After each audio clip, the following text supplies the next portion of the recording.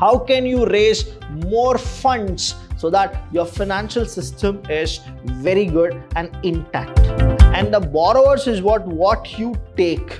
Now try to understand what you get and what you take. There is a lot of difference. Next year, you don't know whether you will make profit or not. There is certainly called uncertainty. When there is uncertainty, debt should be less and equity should be more. When debt is less and equity is more, that means the company is doing really good.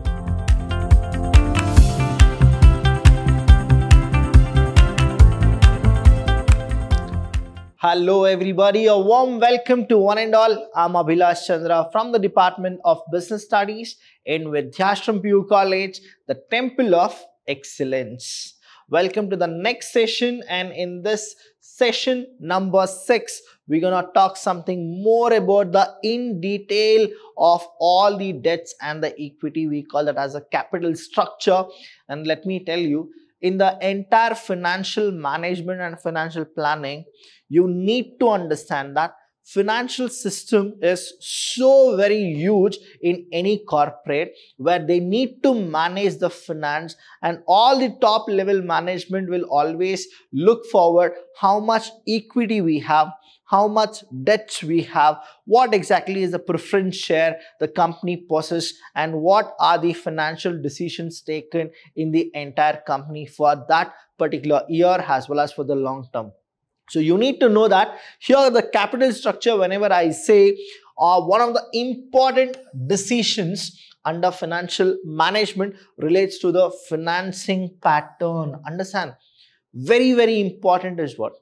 Finance is a lifeblood of any business.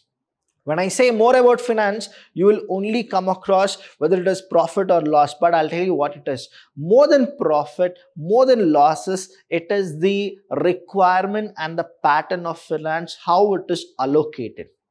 You'll be surprised when I'll tell you that finance, why it is the lifeblood of every business.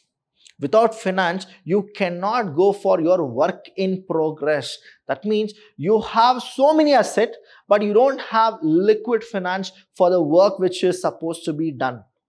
That's why what they usually do is they always go with 3 things. One is the short term, then the next one is the medium term, and the last one is the long term. So whenever you plan your finance with the short term, medium term, and the long term, you will come across so many things that will be uncertain, that will be kind of a risk, but still you need to decide, and you are supposed to go with what? Financing pattern, or the proportion of the use of different sources. When I say different sources, you will understand that how a finance will be formed. How can you actually make more finance to your company? How can you raise more funds so that your financial system is very good and intact? I'll tell you, there are n number of things which the company always possesses. But what exactly happens? Can you feel that everything, whatever is done and dusted in the company, is only for the finance and the raising of finance? Then no. The thing is, the company, only when it goes for more profitability, there are financial institutes which gives money to them. But if the financial institutes, they feel that the company isn't performing at all, the question is, why will they give any finance to those companies? Try to understand this. That's why initially itself you are supposed to work down what will be your source of income. How will you raise your fund? So all these things you will learn in this session. I'll be talking more about the finance in this session and the coming session. So please concentrate more, and wherever you have any doubts, any kind of a thing, you can comment, you can call us. We'll always be there.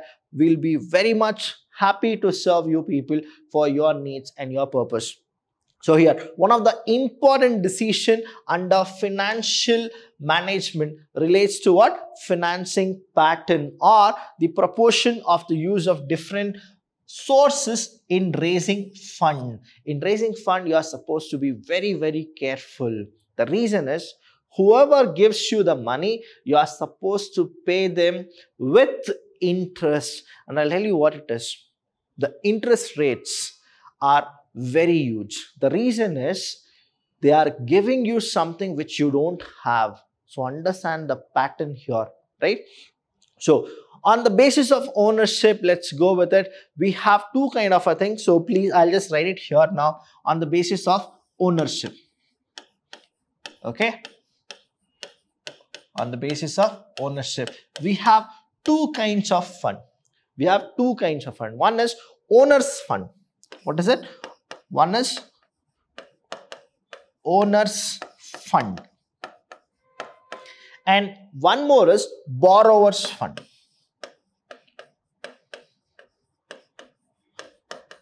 Borrower's fund. So when we go with owner's fund and borrower's fund, what exactly this owner's fund and borrower's fund is? Though it is called the ownership on the basis of ownership, on the basis of ownership. So here what happens is, one we have is owner's fund and one more is the borrower's fund. Here try to understand, when we talk more about the owner's fund, it's all about what you get, and the borrowers is what you take. Now try to understand what you get and what you take. There is a lot of difference, right? So the firstly, we need to categorize which are the owner's fund, which are the borrower's fund. When we talk about the owner's fund, we have something like equity share capital. They are the owner's fund. We are actually getting it. We are getting it. That means they want to give it to us. That is through equity shares, preference shares, reserves and surplus. All those things are the owner's fund. So I'll just write it here. Now you have the first one, right? That is, you have equity. Equity share capital is what we actually tell. Equity share capital. Secondly, you have preference. You have preference. Now when you have preference, you will understand what exactly this preference share is all about. P-E-R-F-E-R-E-N-C-E, preference share. Then you have the third one after preference, that is reserves and surplus. Reserves and surplus. We also call that as what? We will call it as retained earning. What is it? Retained earning. That is, you are retaining what you are earning. That is called retained earning. You will not give everything to the shareholders. You will go with it. Now what it is? You are getting it, right? You are not taking it, you are getting it. So one is equity share capital. Now equity share capital, you should always go through this. What exactly is the equity share? It's a share where it is given to the shareholders whom we call them as the owners. So they are what? They are the owners. The equity shareholders are the owners of a company. Secondly, you have is preference shareholders. There are few people who don't want to take more risk like equity shareholders. So they want to be a person who has been given preference over equity. They have been given what? Preference over equity. And that is how the preference shareholders are also formed. Next one you have is reserves and surplus. So whatever you have actually maintained, that is called retained earning. Now supposingly you made 20 lakh as a profit. All the 20 lakh, before giving it to the equity shareholders, you are supposed to calculate for equity how much, that is before that how much for preference, how much I need to retain, then how much I should give it to the equity. So what happens is, I'll give you an example here. Say it is 20 lakh rupees is there. Next year, you don't know whether you will make profit or not. There is certainly called uncertainty. When there is uncertainty, what the people usually do? What they do is, they keep few of the retained earning. That is whatever the 20 lakh is there. Supposingly, they feel that 8 lakh rupees they need to save. So here 8 lakh rupees they have actually saved. Totally out of 28 lakh is all retained earning. Now 12 lakh is there. In that 12 lakh, how much should we give it to the preference shareholder? Now they'll actually calculate how much they should give.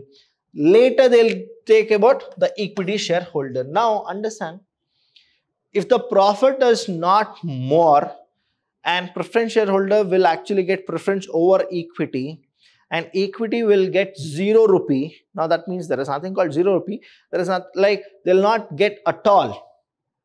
Still, they cannot do anything. The reason is the owners should bear the losses. So who are the owners? Equity shareholder. But what happens is, if the profit is more, who will get more profit? Equity shareholder. Loss is more, who will bear all the losses?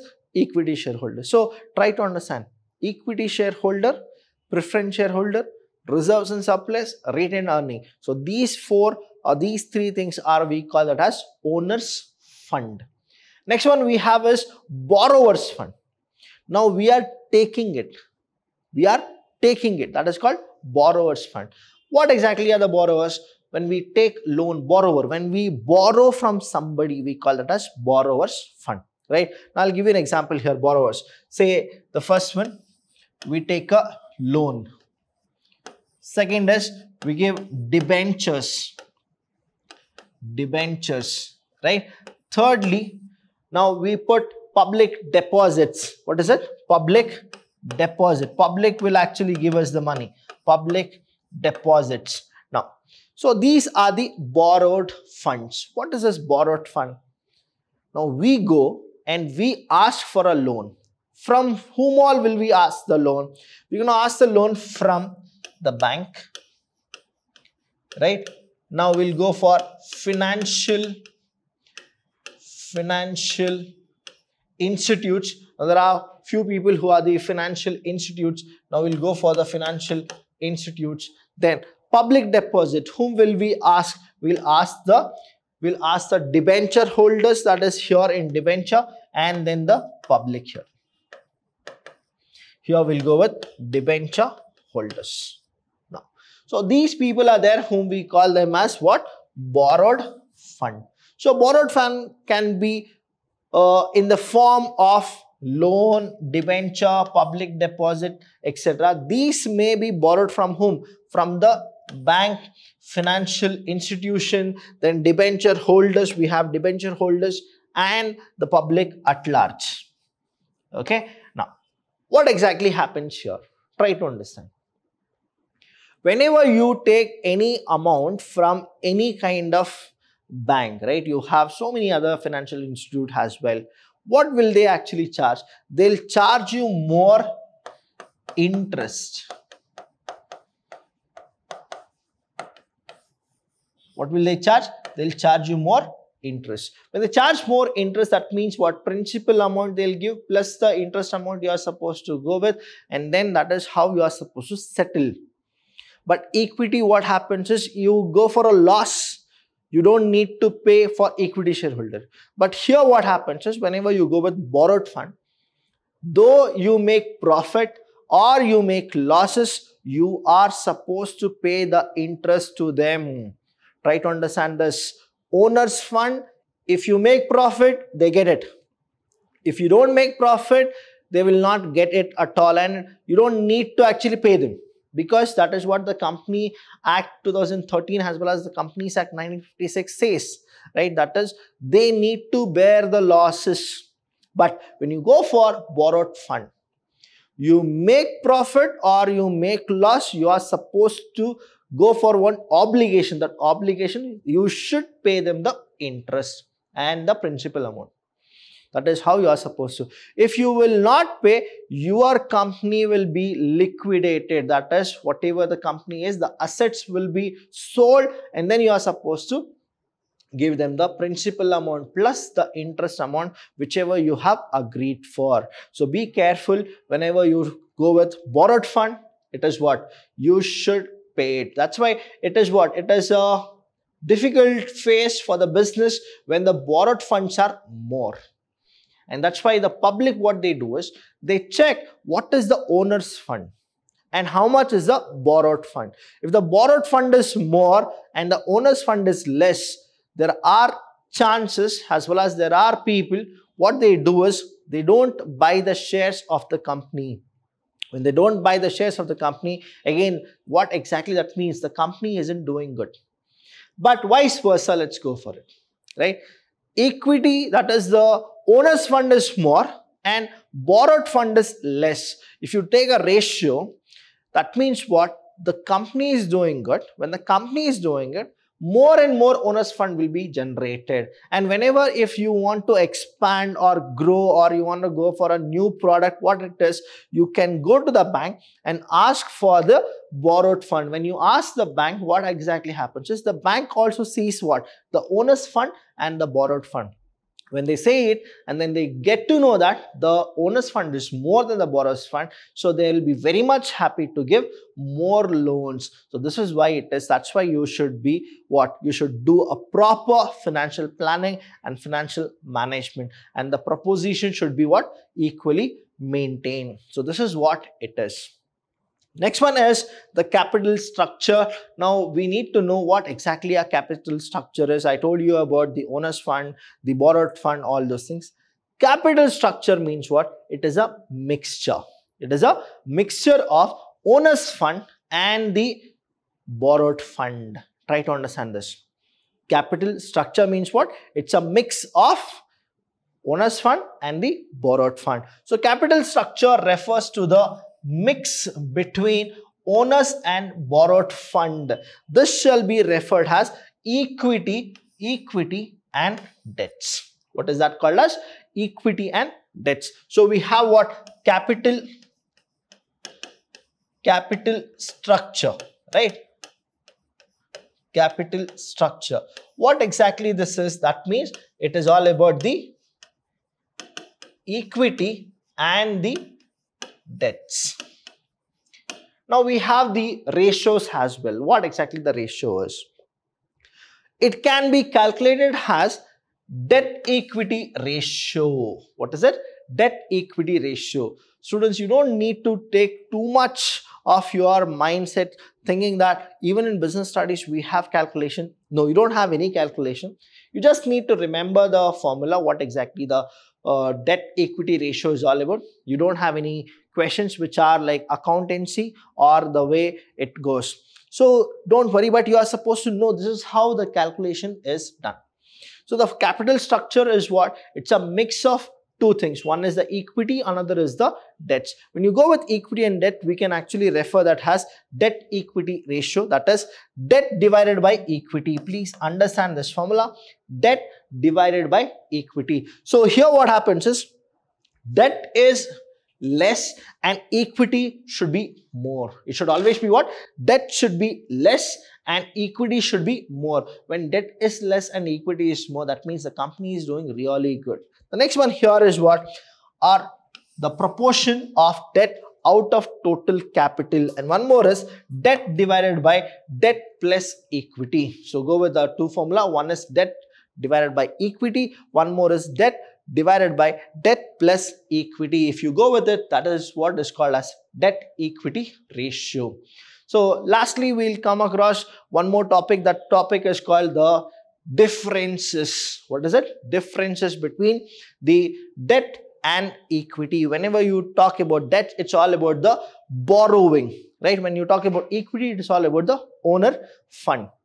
So yeah, debt and equity differ significantly in their cost and riskness for the firm. So what happens is, one is the cost, another is the risk factor is there which will be affected.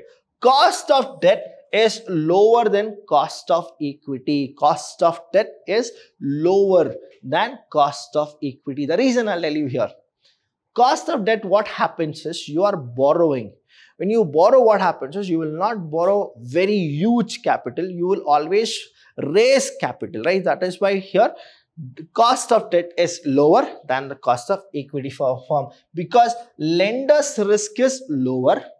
Lender's risk is lower than equity shareholder risk.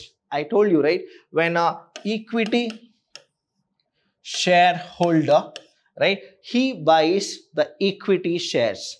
What is it? The risk factor is huge. Reason is, if he makes profit, that means the company makes profit. Who is benefited? The equity shareholder is benefited, because more the risk, more the profit. The next one is here. If the company make loss, what happens to the equity shareholder? It is a loss for the equity shareholder because he is the owner of the company and owner should bear the losses. That's why what happens here is the equity shareholders risk is what? It is more than whom? More than the lender's risk. Lender risk is what? I have paid little, now the amount should come because it is the obligation of the company to pay the debenture holders first than the equity. Next is, since lender earn on assured return. What is it? Assured return. Whether they make profit or loss, the company makes a profit or loss, he or the company should actually pay the debenture holder. And repayment of capital, and therefore they should require a lower rate of return. Who should actually get a lower rate of return? That is, the debenture holders will get lower rate of return, but equity shareholder will get more return on, and that too what? On the basis of how much profit they have made. So these are the things which you are supposed to know. I'll tell you students, once or twice or thrice, no issues. If you have any kind of a doubt, you can freely ask us. We are always there to help you. Now, thank you so much. I'll see you in the next session. That is session number 7. Until then, I'll see you when I see you.